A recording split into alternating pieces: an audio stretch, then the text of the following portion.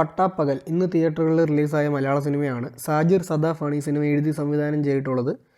ഒരു വലിയ കാസ്റ്റ് തന്നെ ഈ സിനിമയിലുണ്ട്. കൃഷ്ണശങ്കർ, സുധീകോപ്പ, ഗോകുലൻ, രമേഷ് പിഷാരടി, കിച്ചു ടെല്ലസ്, ജോണി ആൻ്റണി. ഇതൊരു നോൺ ലീനിയർ നിയോനോയർ കോമഡി ജോണറിൽ വരുന്ന സബ്ജക്റ്റാണ്. ഈ നിയോനോയർ ത്രില്ലർ സിനിമകളൊക്കെ നമ്മൾ കണ്ടിട്ടുണ്ട്. ഇപ്പം നേരമൊക്കെ മലയാളത്തിൽ അതിനൊരു ഏറ്റവും വലിയ എക്സാമ്പിളാണ്. പല പല കഥകൾ ഒരേ ഒരു പ്രദേശത്ത് നടന്നിട്ട് അത് ലാസ്റ്റ് ലിങ്ക് ചെയ്യുന്നൊരു സാധനം. ഇതൊരു നോൺ ലീനിയർ കോമഡിയാണ്. മലയാളത്തിൽ നിന്ന് ഏറ്റവും ലേറ്റസ്റ്റ് ആയിട്ട് അതിന് എക്സാമ്പിൾ ആടാണ്. ആട് സീരീസ് ഒക്കെ അങ്ങനെയാണ്. പല പല ക്യാരക്ടേഴ്സ് അവരൊക്കെ ലാസ്റ്റ് ഒന്നിക്കുന്നൊരു, എങ്ങനെയെങ്കിലും ഒരു വിധത്തിൽ ഒന്നിക്കുന്നൊരിത്. അങ്ങനെ ആട് സീരീസ് അല്ലെങ്കിൽ ഇപ്പം പ്രിയദർശൻ്റെ പഴയ സിനിമകളൊക്കെ കണ്ടിട്ട് ഇൻസ്പയർ ആയിട്ടായിരിക്കാം ഇദ്ദേഹം ഈ ഒരു സിനിമ പ്ലാൻ ചെയ്തിട്ടുള്ളത്. പക്ഷേ ഇൻസ്പയർ ആകുമ്പോഴത്തേക്ക് നമ്മൾ ആ എടുക്കുന്ന സാധനത്തിനോട് കുറച്ചെങ്കിലും ഒരു ആത്മാർത്ഥത അല്ലെ കമ്മിറ്റ്മെൻറ്റ് കാണിക്കേണ്ടതുണ്ട്. പ്രൊഡ്യൂസർ ഇതിന് വലിയ ബഡ്ജറ്റൊന്നും കൊടുത്തിട്ടില്ല എന്നുള്ളത് 100% ഉറപ്പാണ്. പക്ഷേ എങ്കിൽ പോലും ഇതിൻ്റെ മേക്കിങ്ങിൽ ഒരു ശുദ്ധമായ ഒരു സമീപനമൊന്നും നമുക്ക് ഒട്ടും കാണാനില്ല. അത് ബഡ്ജറ്റ് പരിമിതികൾ മാത്രമല്ല, അതുപോലെ തന്നെ ഇതിൽ എങ്ങനെയെങ്കിലും ഒരു പടം തട്ടിക്കൂട്ടണമെന്ന് എഴുതി എടുത്തു വെച്ചതാണ്. പിന്നെ ഇതിൻ്റെ ഡയറക്ടർക്കോ പ്രൊഡ്യൂസർക്കോ ആർക്കെങ്കിലും ഒക്കെ മലയാള സിനിമയിൽ അത്യാവശ്യം പിടിപാടുണ്ട്. അതുകൊണ്ടാണല്ലോ ഇത്രയും ആർട്ടിസ്റ്റുകൾ, ഇത്രയും ഫേമസ് ആയിട്ടുള്ള ക്യാരക്ടർ റോൾസ് ചെയ്യുന്ന ആർട്ടിസ്റ്റുകൾ ഒരേ സിനിമയിൽ വരുന്നത്. ഒരു സ്ഥലത്ത് കൃഷ്ണശങ്കർ, ഒരു സ്ഥലത്ത് കിച്ചു ടെല്ലസും പുള്ളിയുടെ ഒരു ഗ്യാങ്ങും, പിന്നെ ഒരു സ്ഥലത്ത് ജോണി ആൻ്റണി, ഒരു സ്ഥലത്ത് ഗോകുലനും സുധീകോപ്പയും, പിന്നെ വേറെ കുറച്ച് ആൾക്കാരൊക്കെ മറ്റൊരു ഭാഗത്ത്.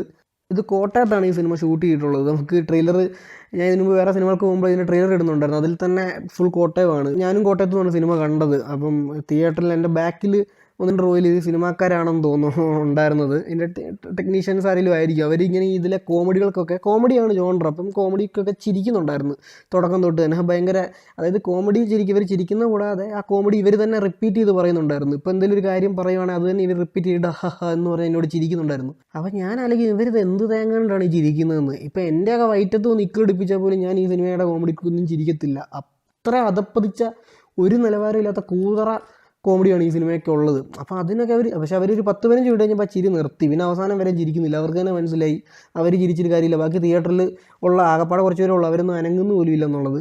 ആകപ്പാട് ഈ സിനിമയ്ക്ക് എന്തെങ്കിലും പോസിറ്റീവ് ഉണ്ട്, അത് രമേഷ് പിഷാരയുടെ ഒരു ക്യാരക്ടറാണ്. അത് പുള്ളി ചെയ്തതോ അല്ലെങ്കിൽ ആ ക്യാരക്ടറിലെ കോമഡിയോ ഒന്നുമല്ല. ആ ക്യാരക്ടറിൽ ഒരു ഐഡിയ ഉള്ളായിരുന്നു. അതിലൂടെ നാച്ചുറലായിട്ട് സംഭവിച്ച 1-2 ഹ്യൂമറുണ്ട്, ഒരു ചെറിയ ചിരി വരുന്നു. അത് മാത്രമാണ് ഇതിൽ ആകെ എന്തെങ്കിലും പോസിറ്റീവ് ഉള്ളത്. പിന്നെ എടുത്തു പറയേണ്ടത് ഇതിൻ്റെ ഡ്യൂറേഷൻ 1 മണിക്കൂർ 40 മിനിറ്റ് താഴെ ഉള്ളൂ. പിന്നെ ഷാൻ റഹ്മാനാണ് മ്യൂസിക്. തുറന്നു പറയാം, അദ്ദേഹത്തിൻ്റെ ഏറ്റവും മോശം വർക്ക്.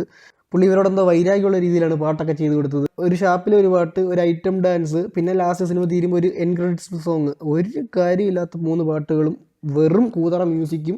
അത് വിഷ്വലി ചെയ്തിരിക്കുന്നത് അതിലും കൂതറയായിട്ട്. പിന്നെ ഇതിൽ സുധീകോപ്പയുടെയും ഗോകുലൻ്റെ ഒരു സെറ്റ് ഒരു കഥയുണ്ടെന്ന് പറയില്ലേ, അതിൻ്റെയൊക്കെ കാര്യം പോലും ഈ സിനിമയിലൊന്നുമില്ല. ഇത് എന്ത് കണ്ടിട്ടാണ് ഇത് എഴുതി വെച്ചിരിക്കുന്നത്? ഈ ജൂൺ മാസത്തിലേന്നല്ല, ഈ വർഷത്തിലെ തന്നെ ഏറ്റവും ദുരന്തം സിനിമയാണ് പട്ടാപ്പകൽ. ഈ സിനിമ തുടങ്ങുന്നതിന് ഒരു അവാർഡ് മൂഡിലാണ്. ഫസ്റ്റ് ഷോട്ട് തന്നെ ഒരു 5 മിനിറ്റ് ഇങ്ങനെ സ്റ്റാറ്റിക് ആയിട്ട് വെച്ചിട്ട്, അങ്ങനെ ഇവർ വിചാരിച്ചത് എനിക്ക് തോന്നുന്നു ഇത് വെച്ച് കഴിഞ്ഞാൽ തന്നെ ഇതിൻ്റെ ഒരു ഫീല് കിട്ടുമെന്ന്. പക്ഷേ നമുക്കൊരു ഫീല് കിട്ടുന്നത് എന്നാന്ന് വെച്ചാൽ പടം കൂതറയാണെന്ന ഫസ്റ്റ് ഷോട്ടിൽ തന്നെ മനസ്സിലാവും. അത്രയും കിടിലം പടം.